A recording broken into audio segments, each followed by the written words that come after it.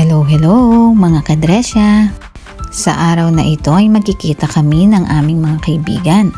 Paggabi na dito sa New Zealand pero tirik na tirik pa rin si Haring Araw. Pupunta kami sa Malyari family at dun kami magdi-dinner. At syempre hindi mawawala sa kusina ang mga magagaling sa pagluluto, si Dante at si Cherry. Ang sarap naman ng hinihiwang inihaw na baboy ni Cherry. Inihaw yata ito ni Neil.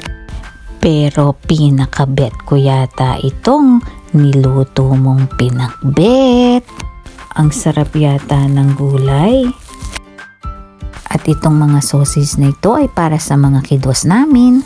At syempre, hindi mawawala ang crispy pata ni Adelante. Sige Cherry, hiwain mo na yan. Alam mo bang kinukurot ko kanina yan? Naku, ako raw ang kukurutin pag ginawa ko yun. Naihaw na rin ni Neil ang malaking moki na ito. Wow, ang sarap yata ng isda na ito. Tingnan nyo naman, sa ulo pa lang, isang dangkal ko na. Sorry Neil ha, inagaw na ni Dante ang pagpapapicture dito. Naka-apron pa man din, feeling master chef. Pero in reality, chef ko naman talaga yan. O tingnan mo, pinagluto pa tayong chicharong bulaklak.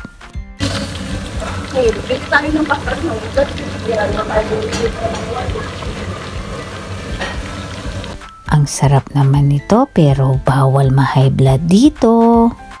Nakagawa din siya ng kinilaw na isda. Ano yan, pulutan?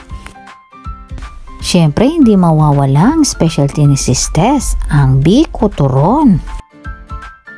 Kaya heto na ang aming pagkaing pagsasaluhan ngayong hapunan. Iba't ibang klase, iba't ibang putahe.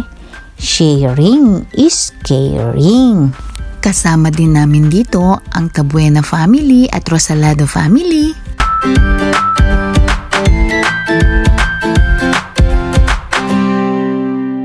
Kainan na!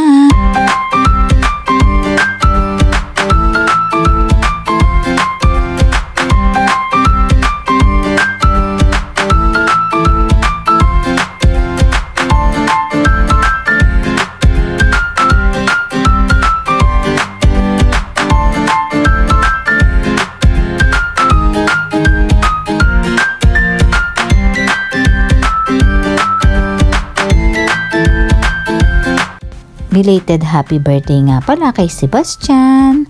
O diba, may pa-cake pa siya sa amin. Bukod sa cake, ang dami-dami pang naihandang dessert. Ito yung tart, ang gawa ni Sheila na 2-in-1 macaroni and fruit salad, at ang buko panda ni Cherry. Talaga namang busog na busog kami. Ilang rounds kaya yung kinain namin. At hindi rin kami nagpapigil sa pagkain ng aming na-miss na sweet tamarind. Imported pa yata ito galing ng Thailand. Nabili ito sa isang supermarket dito sa New Zealand. Salamat at nagkita-kita na naman tayo na punong-puno ng tawanan at kwentuhan. Salamat sa pagkakaibigan. Paalam!